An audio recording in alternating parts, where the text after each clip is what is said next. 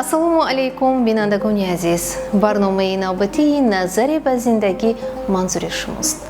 тавлиди кӯдак дар оила ин хурсандии беинтиҳо мебошад.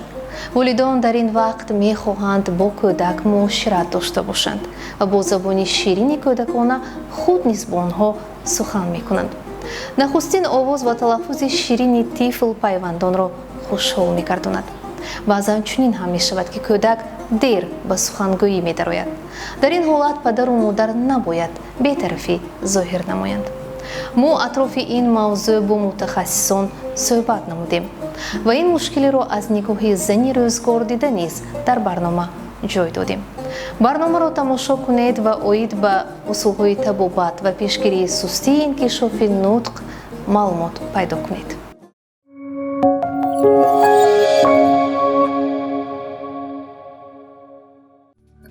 ин навбат мо тасмим гирифтем барномаро дар бораи сустии инкишофи нутқи кӯдак омода намоем.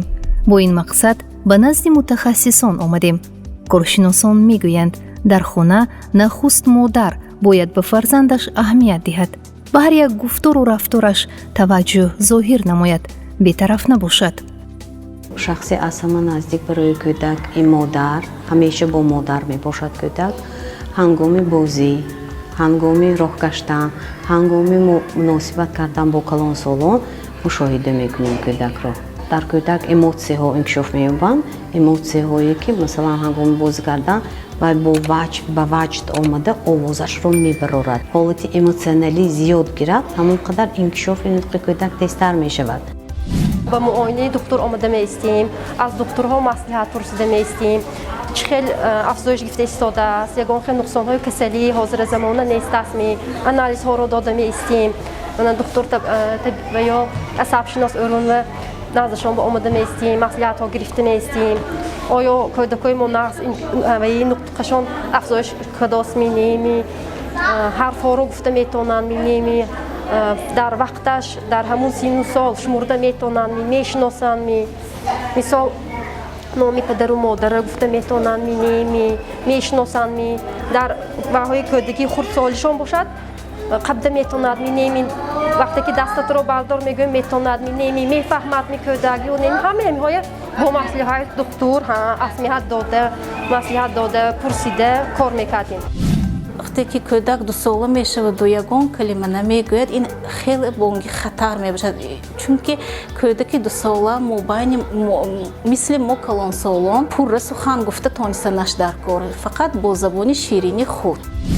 дигар кӯдаки ҳамин дусола масалан бо дигар кӯдак бозӣ мекунаду як кӯдак ҷим меистад, кӯдаки дигар бошад ба вай имо ишора карда гап мезанад ё бо забони худаш имо ишора кунад, агар мефаҳмед ки ин кӯдак чаро ҷим ана ҳаминро модар мушоҳида мекунад ва мебинад ё мушоҳида мекунад ки ин зиёд метавонад гап зада, имо ишора инаш гап мезанаду инаш ишора мекунад. масалан ҳамо об нӯшидан бошад ё хӯро хӯрдан бошад, агар нишон медиҳад мехоҳад, лекин бо тариқи нутқӣ ифода намекунад. ана ҳамин вақт модар бояд ки хавотир шавад ки чаро кӯдаки ин бо нутқ ё бо ҳамон овози ба худаш муносиб намегӯяду ишора мекунад, чизе мехостагиша. сустии нутқ сабабҳо ва аломатҳои гуногун дорад. волидонро мебояд дар кадом сину сол ба сухан даромадани кӯдакон аҳамият диҳанд, ба духтурон муроҷиат намоянд, то ки онҳо ташхис карда сабабҳои сустии нутқро муайян созанд. аломатҳои сустии нутқ ин ҳамин ки кӯдакон дар ҳамин чихеле ки мо гуфтем дар сини 1-2 солагӣ суханронӣ нест, на калима мегӯянд, на ибора. албатта сустии нутқро бо аз дигар бемориҳо низ фарқ карданд. сустии нутқ ба зеҳн мешавад. сустии нутқро ҳамин хел мо аз сустии зеҳнӣ фарқ мекунем ки кӯдакон ҳангоми сустии нутқ ақлшон дар ҷояш, онҳо мешунаванд. вақте ки мо ба онҳо фармон медиҳем рав ягон бакала биёр, пиёлари биёр, онҳо мебиёранд, мефаҳманд, лекин бо имои ишора гуфта наметавонанд. сустии зеҳнӣ бошад, ҳамроҳи сустии нутқ бошад, вақте ки кӯдаконро мо фармон медиҳем, фармонҳои содда медиҳем, вақте кавшатро биёр, либосатро биёр, онҳо инро иҷро ҳам намекунанд. نمیفهمند. نطق هم سست، ذهن هم سست. 4 ساله 3 ساله هم уже بچه پور گپ زده ایستاده این چی سوالتی زیاد می شود.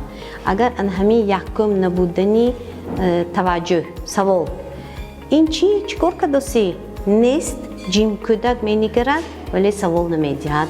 این علاقه دانید که دوره گویا همین سنزیتیوی سست رفته است.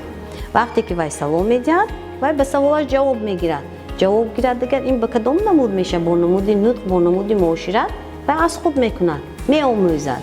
اگر سوال نتیاد وای جیم وای جواب نمیگیرد وای آنالیز نمیکند که علامت‌های سستی این ЗРР میگویند задержка речевого развития. تا 5 سالگی بچه ЗРР میمونیم ما.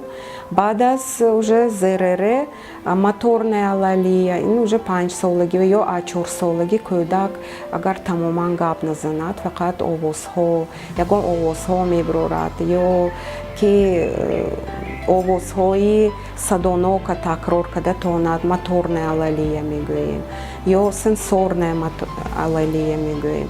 بعد باز ЗПР هم هست задержка психоречевого развития. وقتی که به ما مراجعت میکنن مادران یکم با سستی نطق ما اول گوشش رو تشخیص میکنیم، یعنی که به دکتران سوردولوگ میفرستانیم.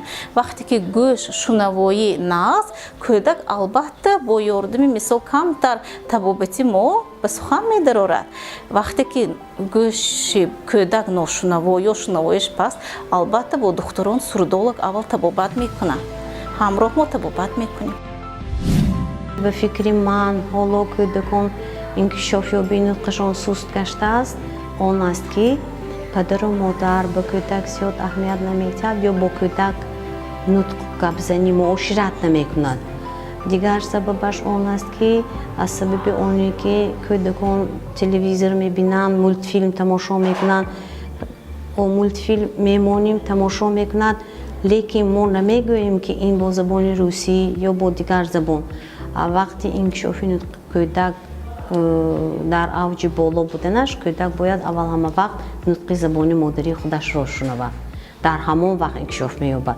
لیکن سببش آن است که مثلا با زبان روسی تماشا میکند، ما نمیگیریم مولت فیلمی ماشه میدوید و با زبان روسی، لیکن کودک حالا نطق نآموخته است، زبان را نآموخته است، لیکن زبان روسی همون کلمه هایی که دای وزمی اینه همونجا میگیرد و یک مثلا دای وزمی گفته ماند پدر و مادر شوقمند شده خرسند میشند که کودک ما زبان روسی یاد گرفته ایستاده است. لیکن این زبان آموزی نه، این دو زبانگی برعکس به سست شوی کودک سبب میشد.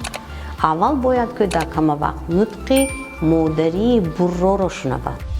وقتی که کودک یگان کلمه نمیگوید با دکتر مراجعت کردن دکتر، لیکن همین رو هم گفتنی هم که پروف اسموترو هست، یعنی 3 ماه 6 ماه 9 ماه 1 ساله. در همین حالت ها هم уже ما تشخیص سستی نطق رو مانده میتوانیم، چون که کودک آواز نمیبرد، به گید اطراف سست نگاه میکند، نامش را گریم نگاه نمیکند. همه اینها سستی کودک رو نشان میدهد. همین خوردی طبابت کردن دکتر نو بونگ خطر بعد از 1 ساله 1.5 ساله وقتی که کودک یگان کلمه سخن نمیبرد. کلانی پسرم همین 1.5 سالگی قریب 2 سالگیش علاقه پر گپ میزد. دکترم میگفتن که نقص پسرتون نقص برو گپ میزند. این هاشم نقص گپ میزند. یک تا اینو ری گفتنش قینتر. همون که کار کردیم هازم ما با همراهی لگپد کار کردیم. همون با معاینه کده میستید کار میکنید. ما مصلحت میتیم خودتونم کار میکنید یاد دادن کاراشه همون کار میکنیم نقص میشد آینده مکتب قبول کردنشون ممکن گفته اجازت دادم. کودک وقتی که تولد می شود اول چی انکشاف می یابد؟ اول حرکتی کودک سست شود دوم نطقم سست می شود. در کدام وقت انکشاف تیز می شود؟ وقتی که حرکت می کند کودک می گیرد می بیند نامش رو می شنود با وی منیپولیاسیون می کند بازی می کند. این همش حرکت. در یک وقت نطق هم این حرکت. кӯдак аз сабаби оне ки бо бозиҳо манипулятсия накард, корбарӣ накард, қафо монмӣ, нутқам кам макард, қафо мемонад. яке аввал мо сабабаша меёбем. Сабаби он вақте ки ёфта мешавад, ташхис пурра монда мешавад, табобати он ҳам мушкилӣ надорад. яъне ки бо доруҳое ки нутқи кӯдакро равон мекунад, асаби кӯдакро ором мекунад. баъзе кӯдакон аҳсоби нооромии асаб низ нутқашон суст шуданаш мумкин, аҳсоби фишорбаландии косахонаи сар дошта бошанд низ инҳо нутқашон суст шуданаш мумкин. ё ки чихеле ки мегӯянд дар гирду атроф муошират кам бошад, ҳам кӯдак словарный запас мегӯянд суст мешавад. чӣ қадр ки бо кӯдак бисёртар муошират кунанд, аз хурдӣ падар модар ва ҷаҳонбинии кӯдакро васеъ кунанд, кӯдак низ ба ин беҳтар мешавад. нутқ рондан ин хосияти майнаи сар аст. барое ки ин хосият инкишоф ёбад, аввал кӯдак бояд шунавад, кӯдак бо вай бозӣ кунад, овоздор бошад, овозҳои онро шунавад, ана дар ҳамон вақт нутқ инкишоф меёбад. қиё зании кӯдак 6 моҳа 5 моҳа одамои наздикро дид, қиё зада изҳори хурсандӣ кард, дар он вақт аллакай бинед ки овозбарорӣ ин худ аввал муоширати кӯдак. дертар 1 сола шавад, кӯдак 1 сола 1 сола бо мошинача бо бозиҳо бозӣ мекунаду биби гуфта истода онро аллакай талаффуз мекунад, лекин символи ҳамон предмет ин бо овоз вобаста. кӯдак овозро мешунавад, предметро дарк мекунад, номи онро модар мегӯяд баъд ки ҳа биби ин мошин аст. 1 сола 2 сола баъди 2 сола уже калимаҳо буротар мешаваду ҳамон калимаи биби бо мошин алоқаманд карда шуда ва вай баъд пурра то 3 солагӣ мошин мешавад. лекин инкишофёбии нутқ аз рӯзҳои аввали таваллуд мешавад. мутахассисон гуфтанд, яке аз сабабҳои асосии сустии нутқи кӯдак ин нодуруст гузаштани давраи ҳомиладории зан мебошад. агар дар вақти ҳомиладорӣ зан ба ягон беморӣ дучор шуда бошад, он ба тифли дар батн буда таъсири манфӣ расониданаш мумкин аст. ҳамаш таъсир мешавад. агар модар тарсад, агар касал шавад, агар токсикози сахт шавад, ҳам камхунӣ таъсир мекунад. ҳамин ба ҳамин триместр мегӯяд, якум триместр чӣ хел гузарад, ҳамин таъсир мекардааст ояндаи кӯдак ба. яке аз сабабҳои аввалин ва ё ки калонтарин ин коҳиши кӯдак ҳангоми таваллуд, яъне ки родовая травма мегӯем. дуюм сабабҳои калонтарин ин внутриутробная инфекция мегӯем, яъне модар ҳангоми ҳомиладорӣ ягон инфексияро гузрондагӣ. баъзеҳо мана вируси мешавад, грипп мегузронанд, баъзеҳо гурдашон ягон шамола мешаванд, ё ки ҷоғар бемории диабети қанд, бемории камхунӣ ё ки стресс ҳамаи инҳо сабаб мешавад ба ҳангоми инкишофи майнаи сари кӯдак таъсири худро мерасонад, яъне ки ба центри маркази нутқ, яъне центри брок таъсираша албатта мерасонад. якумаш ки чӣ хел ҳомиладорӣ зан мегузарад. ин 4 ҳафта то 4 моҳа дида мешавад. токсикоз шуданашон мумкин, ё ягон касал шуданашон мумкин, грипп, доруҳо мехӯранд, асабашон вайрон мешавад. ҳамин таъсир мекунад.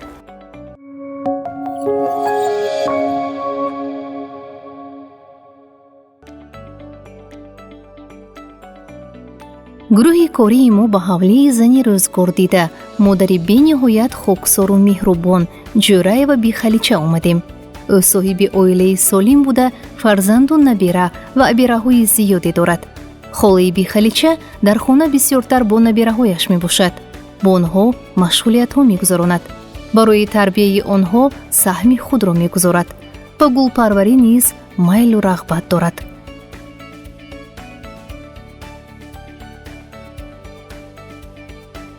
گوشه گیرم پتایی اینها با گروه میکنن شروع میشن به گپ زنیم گپ میفهمن. мо бо холии бихалича оид ба сустии нутқи кӯдак суҳбат кардем. ӯ ба мо аз усулҳои табобати даврони пеш нақл кард ки баъзан худаш низ барои тифлакони оилааш истифода мебарад.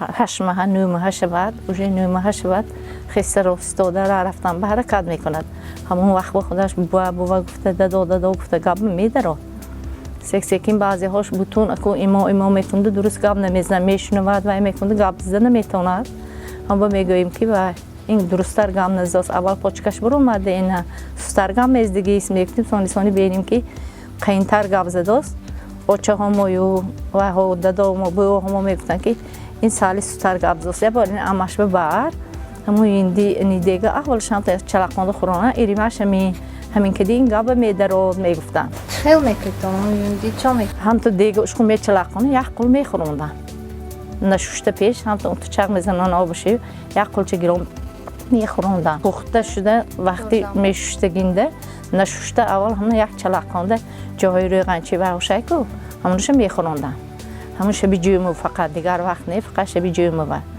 همون میخوروندن سانی با همون ممکن گپ میدن اومد هم میگفتن من اماش برفت دیدین می الکا این گپ زنیش برو شد سانی با بعضی وای میکنیم که نه اکون جدایم سخت گمزه با دکتر ببرید این تگ زمانش ممکن یگان سیشه بعضی دکتر تگ زباننده وایشای من اشکون برای این تیز گپ میدارد گفته همه میگفتن اما هم میدانستیم اکو اگر فقط سستی نطق باشد و گوشش علت نداشته باشد 80-90% سستی نطق بهتر می شود همراهی عصبشناس همراهی لوگوپد مشغولیت لوگوپدی کده 80-90% سستی نطق بهتر می شود سستی فقط نطق باشد پر طبابت می شود خودم 37 سال دنی مدیکا کار کردگی و 100% کن دکتر و باوریم های کن وایده کاری خودم اکو این قدیم حاضر میام اکو دور این زمانو کلان شده که وای اکو میگوییم و میکنیم و مجبور شدن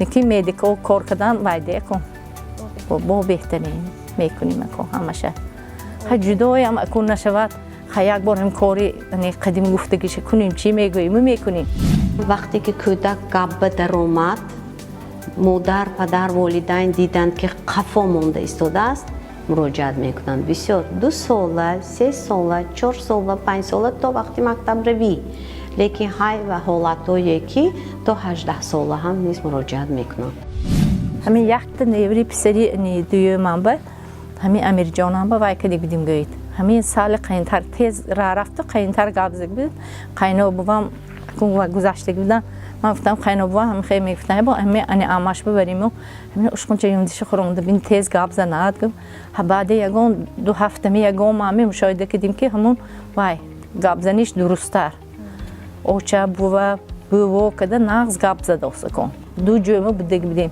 وقت ساعتش بود شد میو دکتری و همین اکون همین گابز دگی بود از اکون اکتمنی آسون بچم نیورش آنم همین خیلی قینتر گابز خولی هم گام نمیزنه ها بریتانه اماش با گفتم همایم گفتن که ها بوده اوادیم حاضر همین خیلی دهانو همین خیلی گابزنو میکند که کلانش اینش دهانو شد دیگه حاضر کودک وقتی که کلان میشود و به مکتب میرود و نطقش ناپوره میشود این مباینی همسنفان هر خیلی وای میشود به استرس میگیرد آنها با وقتی که نطق سوس میشود البته سوس میشود کودک برای همین در خوردی طبابت کنند به وقتش اقل 2-3 ساله آوردنشان در کار مواد این به وقتش یا می شود سن سال مکتبی وقتی که از خودکنی زبان آموزی درس آموزی حجاب کردن صدام و آوازها را از خود کردن نوشتن خوندن سست شدن مراجعت میکنند پیشترای میگوییم کن دکتر به ملتر اهمیت میتیم حاضر که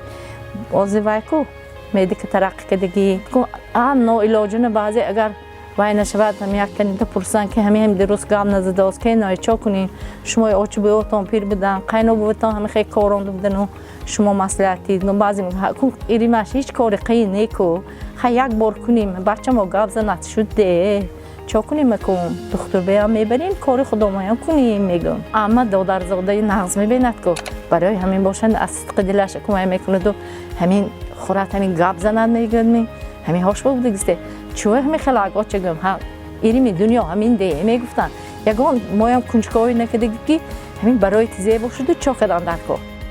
متخصصان گفتند نه همه وقت سستی انکشاف نطق ارثی شده میتواند. میپرسیم که این در اولاد یگان کس همیشه با سستی نطق یا سستی ذهن بود می نبود میپرسیم.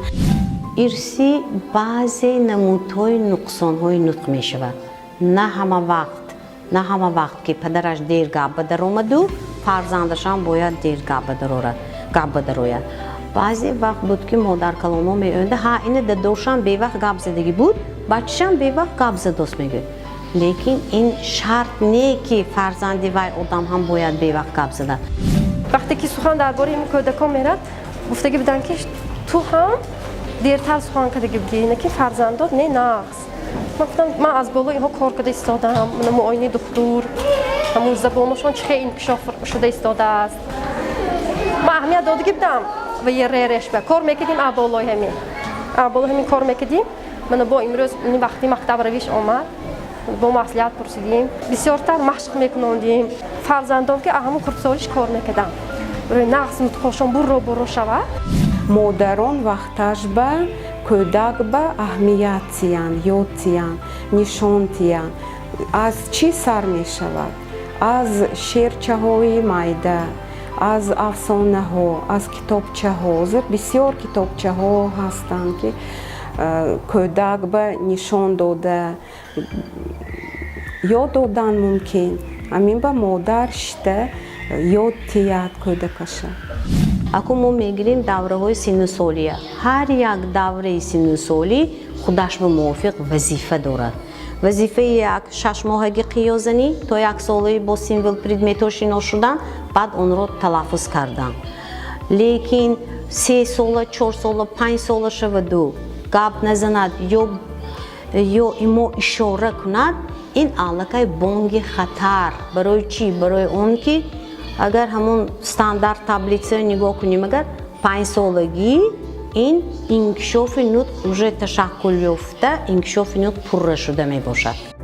متخصصان بابت هراس گفتند که ترسیدن یا به هیجان آمدنی کودک نه در همه وقت به سستی نطق آورده رسانیدنش ممکن است. تا 1 سالگی مثلا از چی ترسیدنش ممکن کودک؟ از آوازی بلند آوازی بلند. لیکن حالا 1 ساله کودکی ما آخه پوره سخن نمی کند که وای حالا تشکل یابی نطق نشده است پوره. ترس سبب میشد تکان میتید یگان چیز به. لیکن آوازی بلند ترس این یگان چیز می آورد لیکن از این نطق قفامانی نمیشه. اگر ترس باشد اگر به دیگر سبب هم آورده میتواند نه تنها به عقبانی انکشاف نطق این دیگر حالت هم و مشکلات داشته میتواند. در وقت نوارگیری ما به یک چند مرکزهای طبابتی رفتیم و مشاهده کردیم که والدان جوان نسبت به سلامتی فرزندان بی‌طرف نیستند. با متخصصان نطق شناسان برای برطرف کردن مشکلی کودکان مراجعت می کنند. از فعالیت متخصصان در این سمت قناعتمند می روند. Молодец! Давай, гол! برطرف کنی این نمودی همین قفامونی در معاشرت و نمودی بازی. همه وقت از پدر بابا از قدیم مانده است که همه کار با نمودی بازی آموزانده می شود. از سنی خودی با بازی مشغول شده ایستاده. هنگام بازی کردن ما نطق میرانیم، گپ میزنیم، با کودک معاشرت بدرامده از وی میگیریم. انا همین وقتنده علاقه لغت آموزی سخن آموزی میشه.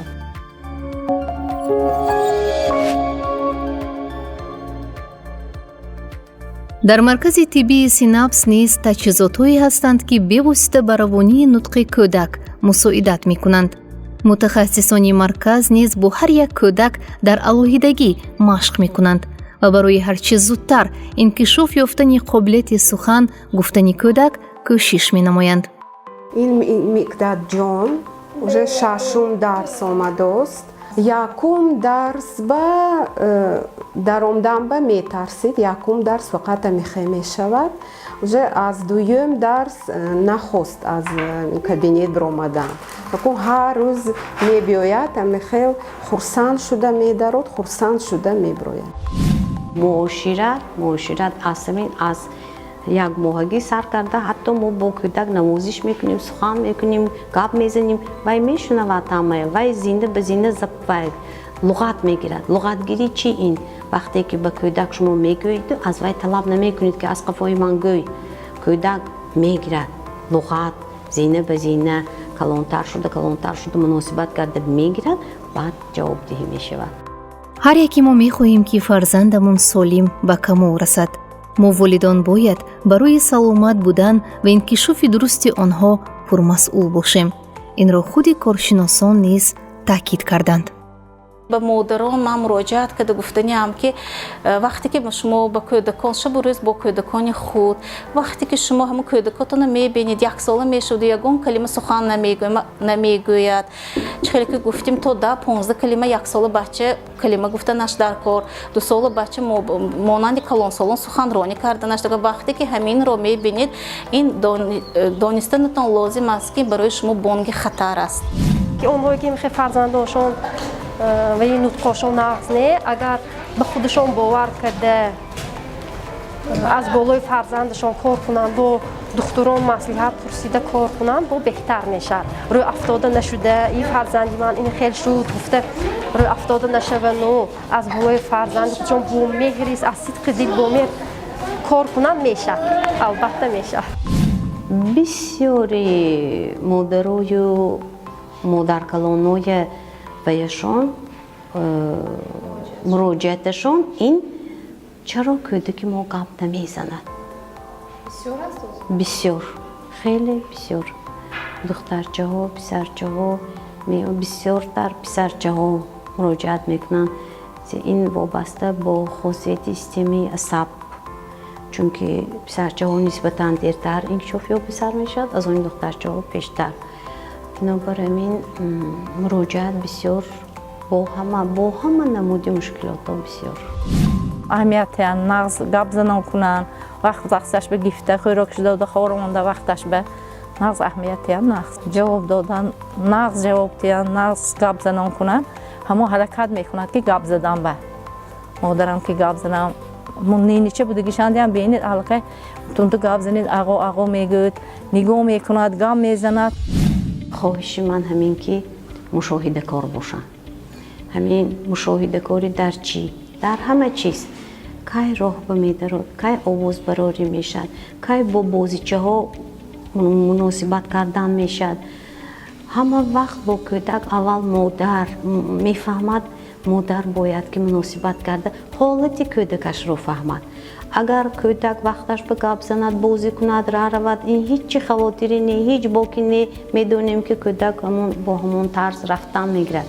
лекин мушоҳида кард ки кӯдак ҷим меистад, тарз дорад, ба бозичаҳо шавқ зоҳир намекунад, ба нутқ шавқ пайдо намекунад, аллакай хавотир шудан дар кор.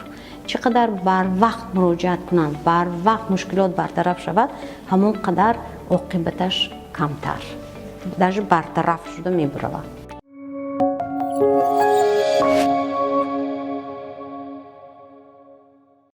бинандагони азиз, чуноне ки мутахассисон гуфтанд, мо бояд ба даставлиди тифл ба ҳар як ҳаракати ӯ аҳамият диҳем, мушоҳидакор бошем ва ҳатто дар вақти овоз баровардани онҳо таваҷҷӯҳи хоса диҳем. барои он ки дар кӯдак сустии инкишофи нутқ пайдо нагардад, падару модар аз хурдсолӣ бо ӯ бояд муоширати зич дошта бошанд. ҳар як диққати мо ба фарзандонамон дар вақти хурдсолӣ ин ояндаи солиму дурахшони онҳо мебошад.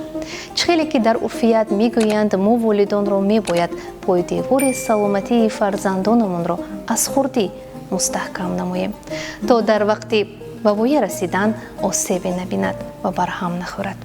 хоҳони он ҳастем ки назари ҳар як шахс ба зиндагӣ гуворову созанда бошад. назари хайрхоҳи худро ба наҷобат ва зебогии зиндагӣ дӯзед. хайр.